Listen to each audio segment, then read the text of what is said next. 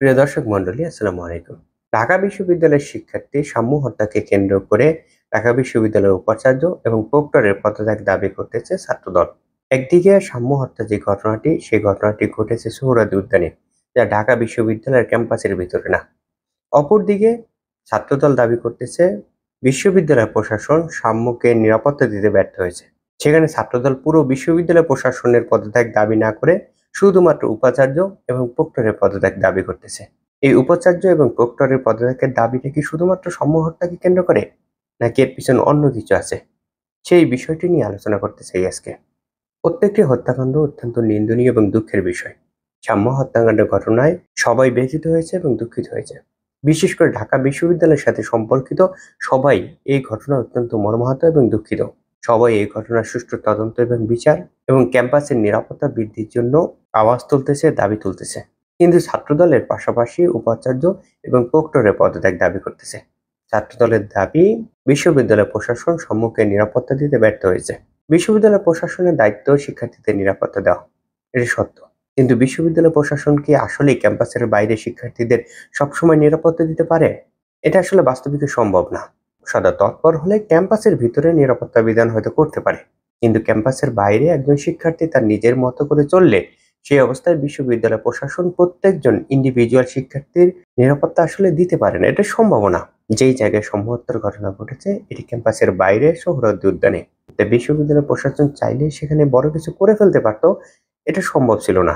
এরপরেও ঘটনার পরপরই বিশ্ববিদ্যালয় প্রশাসন থেকে বেশ তৎপরতা দেখা গেছে, যেটা বাস্তবিক পক্ষে বাংলাদেশের ঘটনার ক্ষেত্রে হয়ে থাকে। এই ঘটনাটি একদিকে ক্যাম্পাসের বাইরের ঘটনা, অন্যদিকে ছাত্রদলের দাবি বিশ্ববিদ্যালয় প্রশাসন সম্মুখে নিরাপত্তা দিতে ব্যর্থ হয়েছে। কিন্তু তারা শুধুমাত্র বিশ্ববিদ্যালয় উপাচার্য এবং প্রক্টরের পদত্যাগ দাবি করতেছে।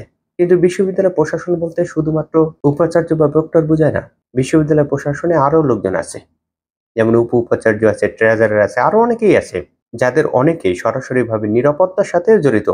কিন্তু ছাত্রদল শুধুমাত্র উপাচার্য এবং প্রক্টরের পদত্যাগ দাবি করতেছে। কুয়েটের উপাচার্য অধ্যাপক মাসুদের কথা মনে আছে নিশ্চয়ই। শিক্ষার্থীদের আন্দোলনের পরিপ্রেক্ষিতে গত মাসে তাকে অপসারণ করা হয়েছে। ঘটনার সূত্রপাত হয়েছিল একটা সংঘর্ষকে কেন্দ্র করে। এই সংঘর্ষের একদিকে ছিল সাধারণ শিক্ষার্থী, অপর পক্ষে ছিল ছাত্রদল এবং স্থানীয় যুবদল। সংঘর্ষে শিক্ষার্থীরা আহত হয়, রক্তাক্ত হয়, হসপিটালে ভর্তি হয়। পরবর্তীতে শিক্ষার্থীদের নামে মামলা দেওয়া হয়। বিশ্ববিদ্যালয় প্রশাসনও কয়েকজন শিক্ষার্থীকে বহিষ্কার করে, যার ফলে শিক্ষার্থীরা আন্দোলনে যায় এবং সেই আন্দোলনের পরিপ্রেক্ষিতে উপাচার্যকে অপসারণ করা হয়। এই সাধারণ শিক্ষার্থীদের পিছনে ছাত্র শিবির এবং বৈষম্য বিরোধী ছাত্র আন্দোলন আছে বলে দাবি করেছিল ছাত্রদল। তাই উপাচার্য অপসারণের ক্ষেত্রে ছাত্রদল বৈষম্য বিরোধী ছাত্র আন্দোলন এবং শিবিরকে দায়ী করে, এবং সেখানে ছাত্রদলের পরাজয় হয়েছে বলে মনে করে দুটি কারণে। একটি হচ্ছে এই ঘটনার সূত্রপাত হয়েছিল ছাত্রদলকে কেন্দ্র করে।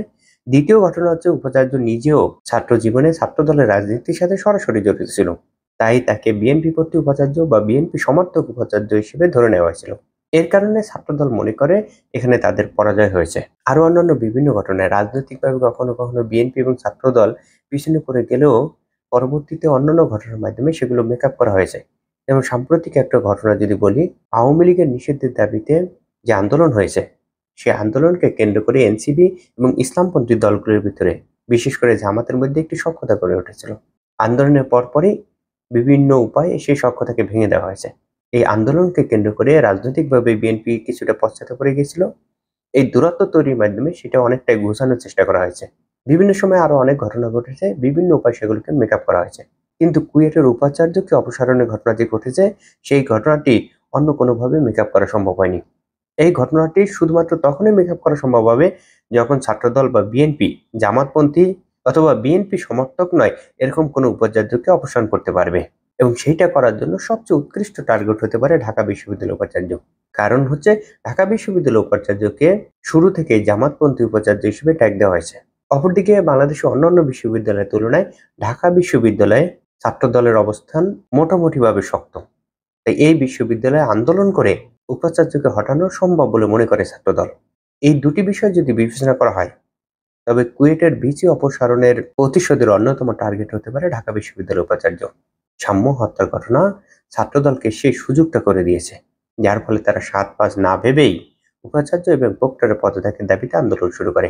ক্যাম্পাসে অন্যান্য যে ছাত্র সংগঠনগুলো আছে, বিশেষ করে বৈষম্য বিরোধী ছাত্র আন্দোলন এবং ছাত্র শিবির, অন্যান্য সাধারণ শিক্ষার্থীরাও ছাত্রদলের এই দাবি অর্থাৎ উপাচার্য এবং প্রক্টরের পদত্যাগের যে দাবি আছে সেই দাবিকে অযৌক্তিক মনে করে। তারা সাম্য হত্যার প্রতিবাদ জানায়, বিচার চায় এবং নিরাপদ ক্যাম্পাসের জন্য আন্দোলনেও সামিল হয়েছে। কিন্তু উপাচার্য এবং প্রক্টরের পদত্যাগের দাবিকে তারা সমর্থন করে না, বরঞ্চ এটাকে অযৌক্তিক মনে করে। এরপরে ছাত্রদল এই আন্দোলন শুরু করছে এবং চালিয়ে যাচ্ছে। শুধু সাম্য হত্যাকে কেন্দ্র করে যদি আন্দোলন হতো তবে এই আন্দোলনের যৌক্তিকতা থাকতো এবং সাধারণ শিক্ষার্থীরা এই আন্দোলনে অংশগ্রহণ করত। কিন্তু সাধারণ শিক্ষার্থীরা এই আন্দোলনে অংশগ্রহণ করেনি, যার ফলে ছাত্রদলকে বাইরে থেকে লোকজন এনে আন্দোলনকে বড় দেখাতে হচ্ছে। ছাত্রদল যত তাড়াতাড়ি বুঝবে তাদের এই দাবিটি হচ্ছে অযৌক্তিক, ততই তাদের জন্য মঙ্গল। ছাত্রদল এটি বুঝতে পারবে কিনা জানি না, তবে বাস্তবিক এই ছাত্রদলের উচিত এই অযৌক্তিক দাবি থেকে বের হয়ে এসে সাম্য হত্যার বিচার এবং নিরাপদ ক্যাম্পাসের দাবিতে অন্যান্য ছাত্র সংগঠনের সাথে একত্রিত হয়ে সামষ্টিক আন্দোলন গড়ে তোলা। এবং এটা যদি ছাত্রদল আসলে করে তবে ছাত্রদলের লাভ হবে বলে আমি মনে করি। আজকে পর্যন্ত, সকলে ভালো থাকবেন।